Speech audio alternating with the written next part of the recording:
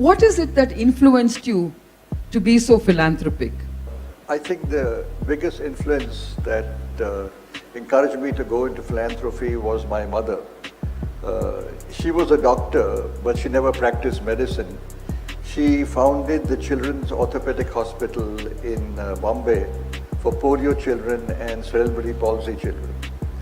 And she worked as chairperson of that hospital from the age of 27 to almost the age of 76, 77, when her health started to give way. And it was really a one-of-its-kind hospital in Southeast Asia. It used to have children coming in from deep into the suburbs, children coming in, poor children. And she devoted her whole life to trying to raise money to be able to fund this hospital.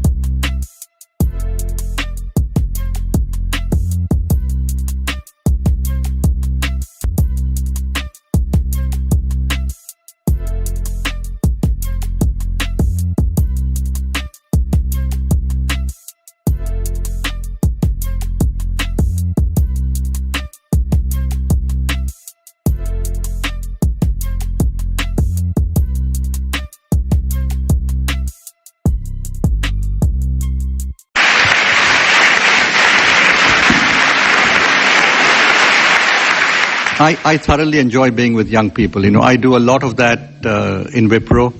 I do it very frequently in Wipro. I do it in large groups. I do it in small groups. I do it in very small groups. I do it within the country, and I do it outside the country. The first thing which I've learned in life is that you must begin life and you must approach life with your strengths. It's absolutely essential. Everyone in schooling very often keeps on pushing one to focus on what is wrong with us, or tells us what is wrong with us. And there is a very interesting imaginary story of a rabbit, and you must hear this one. The rabbit was enrolled in a rabbit school, and like all rabbits, it could hop very well but could not swim. At the end of the year, the rabbit got high marks in hopping but failed in swimming. The parents were concerned, the relations were concerned, the friends were concerned, the elder friends particularly. They said, forget about hopping, you are anyway good at it. You don't have to keep practicing it. Concentrate on your swimming. Then they sent the rabbit for tuitions and coaching in swimming. And guess what happened? The rabbit forgot how to hop. As for swimming, have you ever seen a rabbit swim? While it is important for us to know what we are not good at, we must cherish what is good in us. It's very fundamental to life. That is because it is only on our strengths that can give us the energy to correct our weaknesses. The second lesson I have learned is that a rupee earned is far more valuable and far more merited than 5 found. My friend was sharing with me a story of his 8-year-old niece. She would always complain about the quality of the breakfast and about the quality of the food she would get in the house. She came from a family where there was a cook, and they tried just about everything to please her. Finally, my friend took the child to a supermarket and bought her one of these ready-to-cook breakfasts. The child had to cut the packet and pour water in the dish. After that, it took 2 minutes in the microwave to be ready. The child found the food to be absolutely delicious. The difference was that she had cooked it with her own hands. She had put work and effort into it. I have found that nothing gives as much satisfaction as earning our rewards.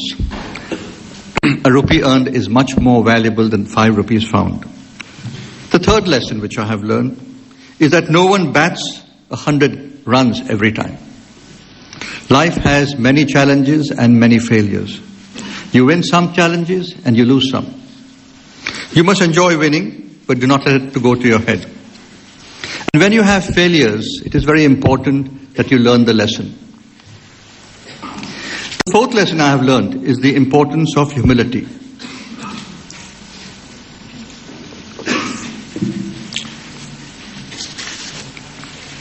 Sometimes, when you get so much in your life, you start wondering whether you deserve it at all, or whether you deserve all of it.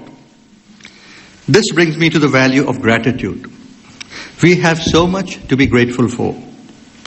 Our parents, our teachers, our seniors, our friends have so much that they have done for us for which we can never repay them. Many people focus on the shortcomings because obviously no one can be perfect. It is important to first acknowledge what we have received. Nothing in life is permanent, but when a relationship ends, rather than becoming bitter and worrying about it and brooding about it, we must learn to savor the memory of the good things as they had lasted when they lasted. In my youth, I thought of myself as a rebel and was many times a rebel without a cause. Today I realize that my rebellion was another kind of conformity. We defied our leaders to respond instead of reacting. When we respond, we evaluate with a calm mind and do whatever is appropriate. We are in control of our actions. When we react, we are doing what the other person wants us to do. I wish you all the best in your career.